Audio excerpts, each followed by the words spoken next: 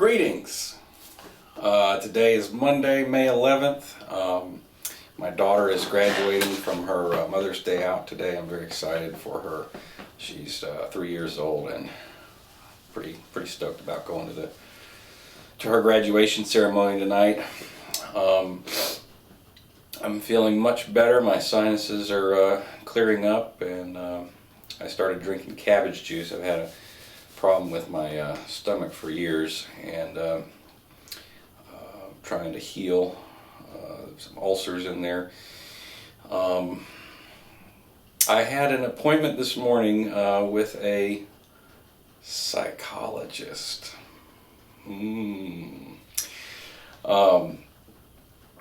It's been long overdue. I'm not going to get into a whole lot of details right at this second, but as to why I chose to go and get checked out. But let's just say there's been some issues over the years. I don't know, maybe joining psychotic cult organizations and whatnot that made me want to take a look at maybe why I was searching for answers. And well, let's just say I'm a psych product now. Just put a stamp right on my forehead. I am a psychotic deviant, and which apparently a lot of artists are, musicians, painters, actors, stuff like that. I'm sure it's not too far-fetched to believe or to think that a lot of creative people think a little differently than your average day-to-day wog. I'm not going to lie, he recommended medication, and it kind of scares me a little bit because of all of the indoctrination about psych drugs, and not even just that. Because I actually had friends, that have taken psychiatric drugs and to wildly varying results. In fact, one of my good friends, one of my best friends ever, one of the best guitar players I've ever known, hung himself a couple years ago, about 6 weeks after my daughter was born, and he was a very dear friend of mine, and he suffered with bipolar disorder for years, and depression, and anxiety, and alcoholism, and just all sorts of things. And he had taken a multitude of psychiatric drugs and never really got it under. Never really was able to manage his symptoms or his illness, as they call it. So I do still have some very real fears about taking medication. Although I am open to it, I've never been afraid of taking drugs. I'll tell you that right now. I've done pretty much at a certain point in my life. I've done any drug you put in front of me. So I'm not afraid of taking drugs. What I am afraid of is any of the anxiety or paranoia or I guess psychotic deviant behavior would be exaggerated, because I feel like I've been able to control it to a reasonable degree for many years.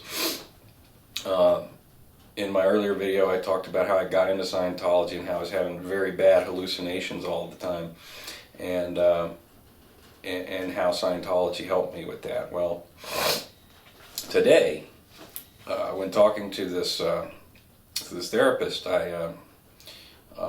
who's a really nice guy, by the way. His name is Bert, Dr. B, and when I was talking to him about how it helped, because I still get hallucinations, I still have peripheral hallucinations, I Sometimes when I'm in a room where there's a lot of tile, repetitive tile, it will kick up a notch and it'll be like, whoa, you know, full-on flashback type thing. However, what I don't have anymore is the anxiety that comes with it. Because when I first got into Scientology, I was completely disabled. I mean, I couldn't hold a job, I couldn't talk to people. When people would talk to me, it physically felt like their words were hurting me. Like it felt like the words were coming out and physically hitting me. And there was a lot of just paranoid behavior and fear and anxiety and stuff associated with the hallucinations. So I don't get those anymore. But what was interesting, he said something very interesting. He said that, you know, whenever someone has a problem like that, they do, it's kind of like a distraction therapy. You occupy your mind with something else. And you try to occupy your mind with something else all the time. You know, constantly, always learning, always doing something, always interacting with something, always reading something, always doing something. And there's a name for it. I don't remember what it's called, but hey, what happened? I joined a cult. I found a way to distract myself from the things that were happening. And since it worked, it did distract me.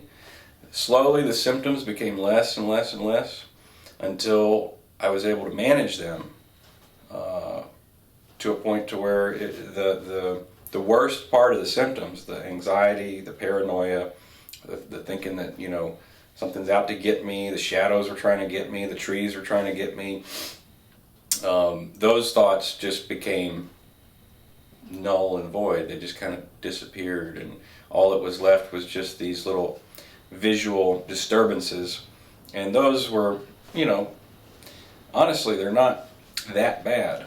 It wasn't like I was having full-blown, you know, purple elephants flying around in the room hallucinations, or spiders crawling all over my body, or my skin crawling or anything.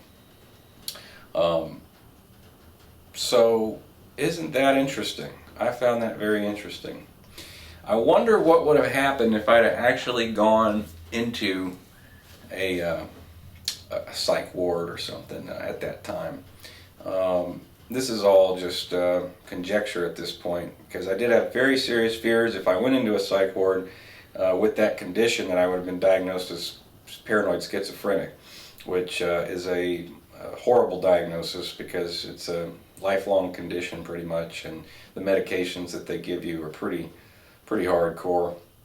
And I guess it depends on the people who would be there to diagnose and to assess my case as to their competence of how they would, you know, accurately diagnose what I had going on.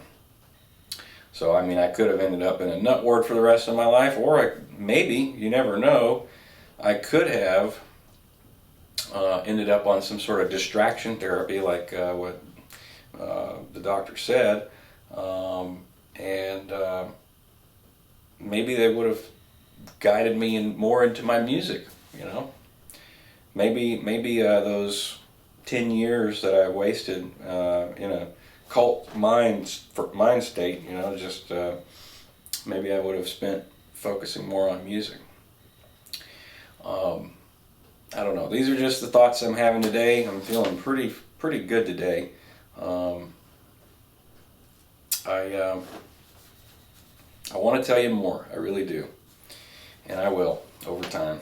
But I guess I'll leave it there for right now and just say that I'm now a Psych product, and actually this doesn't feel that bad. So if you, I do want to add, if you happen to be a Scientologist or you're on the fringe, and you sat through what I just said, because I know that would have been just a real tough pill to swallow, to say the least. One of the things that I did to sort of start the whole process of analyzing all this stuff for myself and making decisions, it all started with me basically disagreeing with the church and still agreeing with L. Ron Hubbard. So I do want to, in the future, make some videos that are more tailored to people who are still, you know, on their training wheels, I guess. You know, not ready to fully disconnect from Scientology altogether. I know that that's very hard to do. It was very hard for me to do. Very, very hard. I can't overstate that. I look at where I'm at right now, mentally, and I think about where I was even a month ago, much less a year ago. And the process is just, it can be excruciating. It's a mentally draining process, and you're questioning yourself the whole time. There's a whole lot of paranoia and anxiety involved with it, at least for me. But what I would recommend is go on the ex-Scientology forums, and better yet, just read the OT materials. That would probably be my number one thing. Go ahead and read OT3. You're not going to catch pneumonia and die. That should give you a good little handle on and some subjective reality on some of the things that the church tries to hide. Because OT3, all the OT levels, I've read them all now. I've read it all the way up to OT8, I think, whatever's been put out. And let me tell you, I had some real anxiety when I started reading that. I was looking for the symptoms. I was looking for I was looking, am I getting sick? Am I going to catch pneumonia and die? Am I going to catch some kind of weird bug? You know, very, very aware of all my psychosomatic symptoms, and but nothing ever happened. Nothing ever did, and it won't. So if you are on the fringe, you know, and you still believe in LRH, then I say that's all good. You know, there's nothing really wrong with believing what you want to believe. You know, what is wrong is when people tell you what you can and can't believe. So make that decision for yourself, and I'll see you on the next video. Have a great day.